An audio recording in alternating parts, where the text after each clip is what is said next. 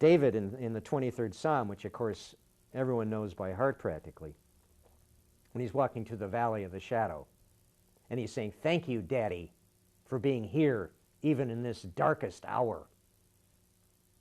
Well, this wasn't just an empty, "I hope you're here, Dad. I'm scared. It's pitch black here. I hope you're here with me." He was rejoicing in the done deal, the presence that his heart and his gut knew with certainty was with him in that valley of the shadow of death. David was a flawed man. We know that he ordered the killing of his rival for Bathsheba so he could make her a widow by sending her husband into battle where he was certain to die. He did a lot of bad things. He was a flawed man.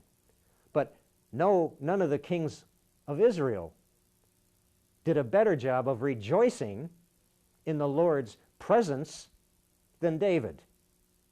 He wrote all these beautiful psalms, these songs of celebration.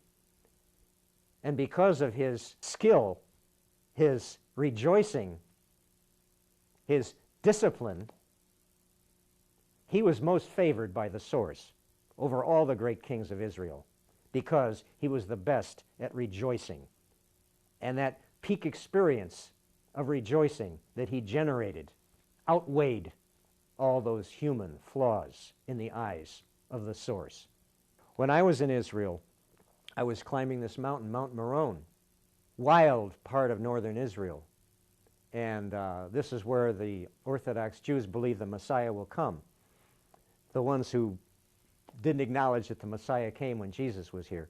So I climbed this mountain on this dark and stormy day, and overlooking the plain of Armageddon. It's a scary place. It's all mines, landmines are all over the mountain. People were telling me, maybe it's not such a good idea for you to be climbing this mountain. I was the only one on the mountain. I felt like David, walking through the valley of the shadow. It was a scary place, not just with all the spiritual meaning. There was power emanating from the ground. You could feel it. It's a wild place. Cold, stormy day. I was all alone. I started singing at the top of my lungs. I was scared like David was walking through the valley of the shadow. I started singing at the top of my lungs. Corny old song, "You'll Never Walk Alone." I'm singing it. You'll never walk alone. It made me feel better. I was declaring like David was.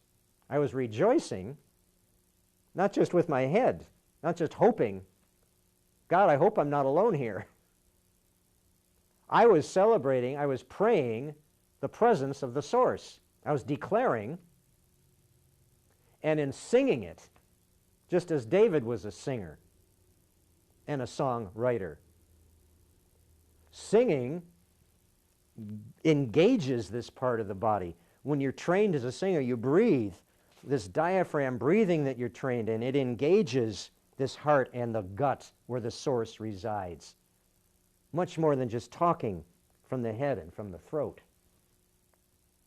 So this singing was a much more full-bodied, emotional engagement of the source's presence.